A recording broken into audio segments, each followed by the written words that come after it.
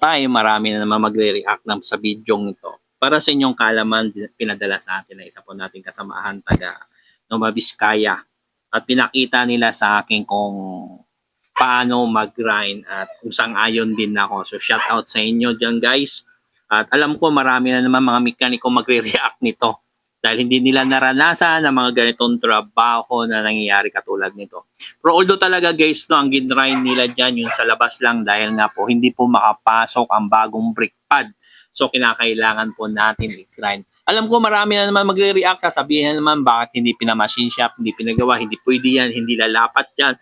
So para sa akin guys, tama ang kanilang ginawa, wala akong makitang mali at ito yung mga discarding ng mga Pilipino, lalong-lalo na kapag ang customer po natin ay low budget at hindi natin makitaan ng pangit. So mas maganda kung may pera, may budget, ipapamachine shop. Pero sa mga ganitong trabaho guys, kadalasan sa labas at ang ating po mga customer ay wala pong budget, ay ganito lamang ginagawa upang pumasok ang brake pad na bago dahil nga po yan ay pinaka sa dulo lamang po ang gintrain at yan naman po ang ating pong brake pad dyan ay lalapat naman siya at magiging maganda. Pero siyempre katulad ng sabi ninyo, sabi nila, sabi ko, maganda kung ito ay pa-machine shop. Pero sa ganitong sitwasyon, sa ganitong diskarte, ay pwede naman to. Katulad niya na nag-grind na ng ating pong kaibigan at ito na nga at sasalpa ko ang brake pad. So, okay kayo guys, ano maging comment ninyo kung meron kayo nalalaman? Comment po kayo below at panoodin po natin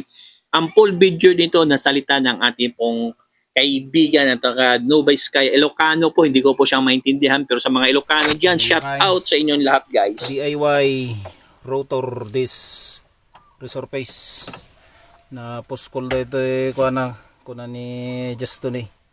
Ito reads na so nga dito so na ni bis nga datang nga ay man ng tipattaw may latad tuya eh. Okay.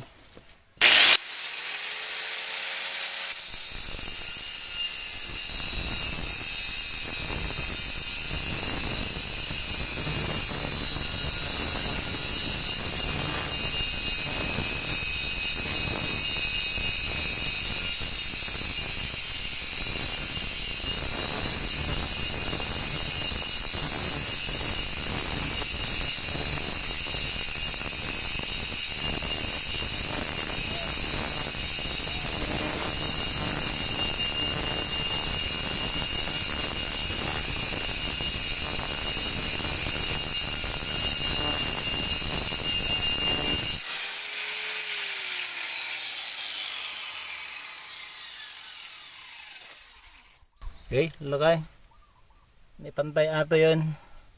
Bangir na ba? Narigat nga nga sumbrok dyan brake pad no at the reeds na dito. So nga dyan pa'y bangir. Yan, okay, pantay.